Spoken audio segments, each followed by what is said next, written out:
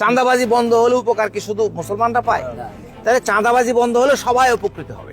আজকে বিচার ব্যবস্থা যে কত নোংরা পর্যায়ে গেছে, বিচার ব্যবস্থা ভালো হলে উপকার সবার হবে না? বিষয় হলো কিছু লোক আছে হাত তুললে 100 লোক দাঁড়ায় যায়। আমি মনে করি তাদের মধ্যে আপনি একজন। এই সমাজটা ভালো হলে উপকার কি খালি 2-1 জনের হবে? সবার হবে। তো আমরা চাই একটা ভালো সমাজ, আগের সিস্টেম চলবে না, ভালো সিস্টেমে আসবে। কিন্তু হিন্দু মানুষ ইসলামের ব্যাপারে যারা সনাতনের অনেকে ভুল ধারণা পোষণ করে, মনে করেন ইসলামের যে সিস্টেমটা, ইটস এ সিস্টেম নাথিং। এটাকে সাধারণ আচরণ ভিত্তিক ধর্ম মনে করা যাবে না। এই পদ্ধতিতে সবাই উপকৃত হবে। বৃষ্টি হলে খালি কি মুসলমান বাড়িতে বৃষ্টি পড়ে? সবাই। চাঁদাবাজি বন্ধ হলে উপকার কি শুধু মুসলমানরা পায়? তাহলে চাঁদাবাজি বন্ধ হলে সবাই উপকৃত হবে। আজকে বিচার ব্যবস্থা যে কত নোংরা পর্যায়ে গেছে, বিচার ব্যবস্থা ভালো হলে উপকার সবার হবে না?